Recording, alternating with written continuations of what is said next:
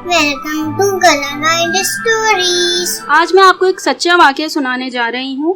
اس واقعے کا ذکر اللہ تعالیٰ نے قرآن کریم کے 30ویں پارے کی سورہ بروج میں کیا ہے اور اس واقعے کو اصحاب الاخدود کے نام سے بھی یاد کیا جاتا ہے۔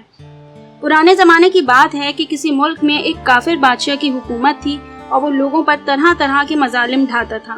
اس بادشاہ کے پاس ایک بوڑھا جادوگر بھی تھا جو بہت سے مختلف جادوئی کرتب دکھایا کرتا تھا۔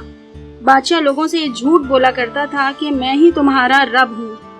لوگ جب بادشاہ سے یہ کہتے تھے کہ تم کیسے رب ہو، تم تو ہماری ہی طرح کے آدمی ہو، اگر تم کوئی کام ایسا کر کے دکھاؤ جو ہم نہیں کر سکتے تو پھر ہم تمہیں اپنا رب مانیں گے، ورنہ نہیں۔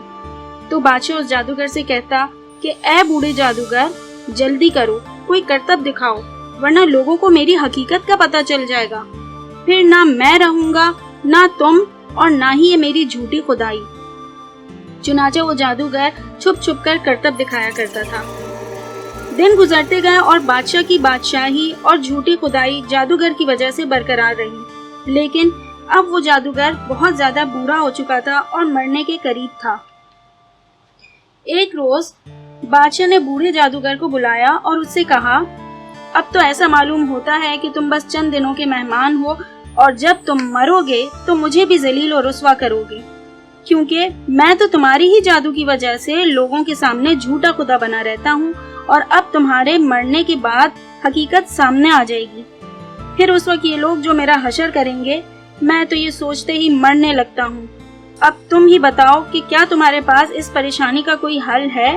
تو جادوگر اس کی یہ بات سن کر کہتا ہے کہ تم کسی ذہین بچے کو تلاش کر کے میرے حوالے کر دو، میں چند ہی دنوں میں اسے اپنا سارا جادو سکھا دوں گا، اور جب وہ جادو سیکھ جائے گا تب تم اسے میری جگہ دے دینا، یوں تمہاری بادشاہی اور جھوٹی خدائی بھی قائم رہے گی۔ بادشاہ تدبیر سن کر بہت خوش ہوا، چنانچہ ملک بھر میں ذہین بچے کی تلاش کی گئی۔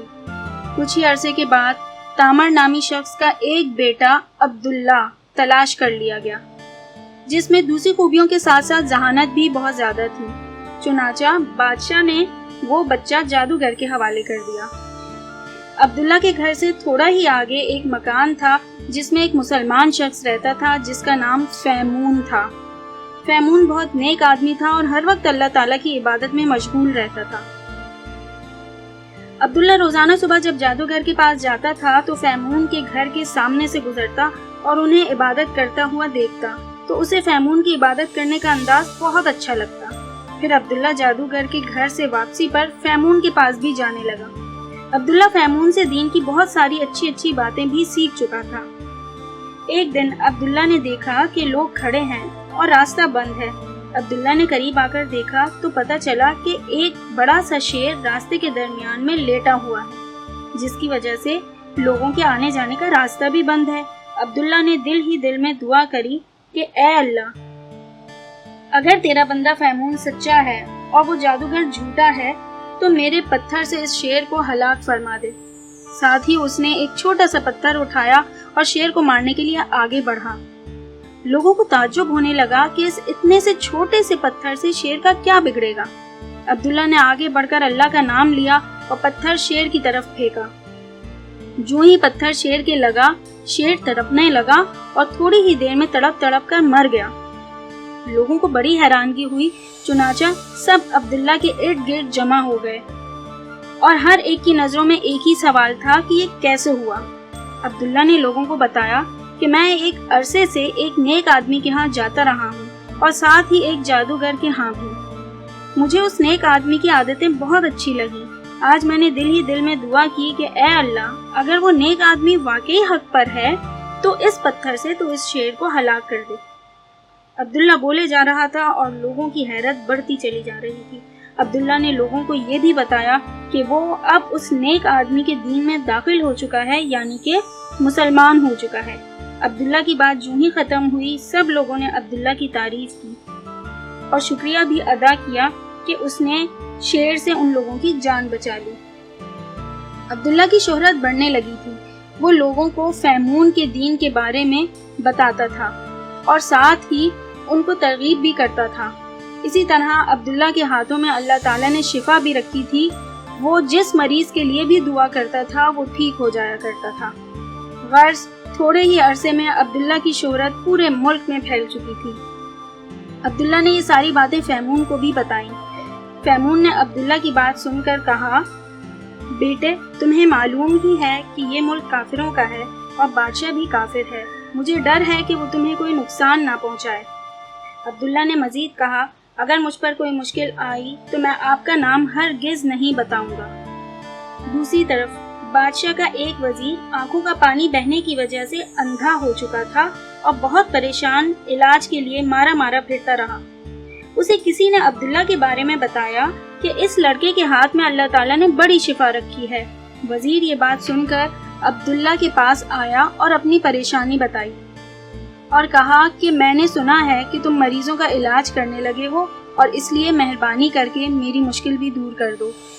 وزیر کی بات سن کر عبداللہ نے کہا، شفا دینے والا میں نہیں ہوں، اصل شفا دینے والا اللہ تعالیٰ ہے اور وہ ہی سب کا رب ہے، اس لیے تم اگر ایمان لاؤ تو میں وعدہ کرتا ہوں کہ تمہاری آنکھیں اللہ تعالیٰ ضرور ٹھیک کر دے گا۔ عبداللہ کے کہنے پر وزیر ایمان لے آیا اور پھر اللہ تعالیٰ کے حکم سے اس کی آنکھیں بھی ٹھیک ہو گئیں۔ پھر ایک دن جب وہ وزیر بادشاہ کے دربار میں آیا تو بادشاہ اسے دیکھ کر چونک گیا اور پوچھا، یہ کیسے ہوا؟ کس نے تمہاری آنکھیں ٹھیک کی؟ وزیر نے جواب دیا کہ میری آنکھیں میرے رب نے ٹھیک کی ہیں اور میرا رب اللہ ہے۔ بادشاہ سن کر بہت حیران ہوا اور کہا، تمہارا رب تو میں ہوں۔ وزیر نے کہا، نہیں، توبہ توبہ، تم کیسی باتیں کر رہے ہو؟ تم تو بس ایک معمولی انسان ہو، رب تو صرف اللہ ہے اور ہم سب کا وہی ایک رب ہے۔ بادشاہ نے وزیر سے پوچھا، یہ باتیں تمہیں کس نے سکھائی ہیں؟ مجھے اس کا نام بتاؤ۔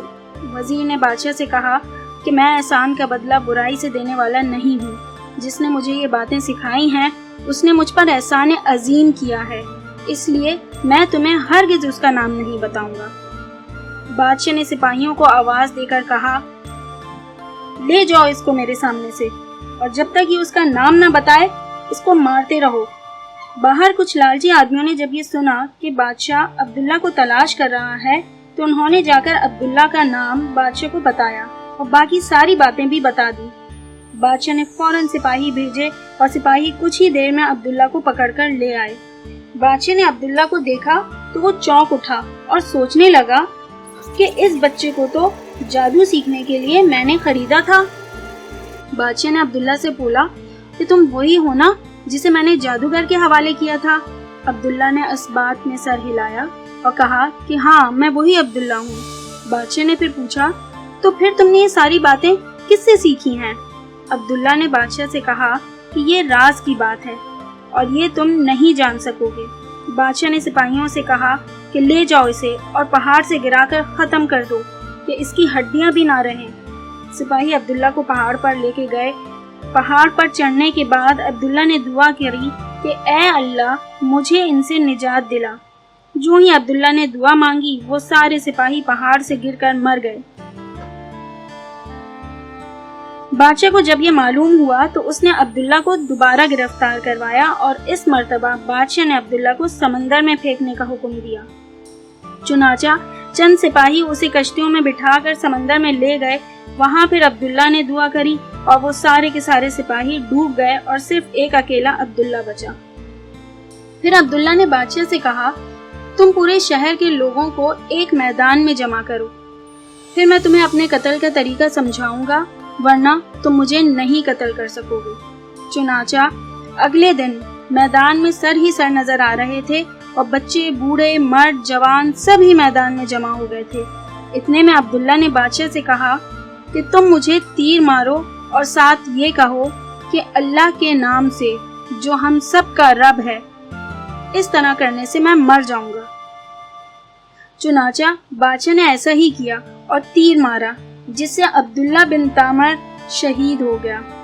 سب لوگوں پر سناٹے کی کیفیت چھا گئی تھی اور کچھ ہی دیر بعد سب لوگوں نے میدان میں آوازیں بلند کرنا شروع کر دی اور کہا، ہم اللہ پر ایمان لاتے ہیں، ہم اللہ پر ایمان لاتے ہیں۔ اس پر اس ظالم بادشاہ نے اپنے ماتحتوں کو حکم دیا کہ بڑی بڑی خندقیں کھودو اور ان میں آگ بھڑکاؤ، اور جو بھی میری بات سے انکار کرے اور مسلمان ہو جائے تو اسے ان خندقوں میں ڈال دو۔ چنانچہ بہت زیادہ خندقیں کھودی گئیں اور ان میں خوب آگ جلائی گئی، لیکن لوگوں پر بادشاہ کے اس ظلم کا کوئی اثر نہ ہوا، کیونکہ وہ تو جان چکے تھے کہ سچ وہی ہے جو عبداللہ نے کہا ہے، اللہ تعالیٰ ہی سب کا رب ہے، باقی یہ بادشاہ اور اس کی بادشاہت سب دھوکہ ہے۔ اس واقعے میں بتایا ہے کہ اللہ تعالیٰ ایمان لانے والوں کو کامیاب کرے گا اور سرسبز و شاداب باغوں میں داخل کرے گا، جس کے نیچے نہریں بہتی ہوں گی، اور جن لوگوں نے ظلم کیا اور اللہ تعالیٰ کی نافرمانی کری اور پھر توبہ بھی نہ کری تو ان کے لیے دوزخ ہے اور ان کو آگ میں جلنے والا عذاب ہوگا۔ Like, share and subscribe.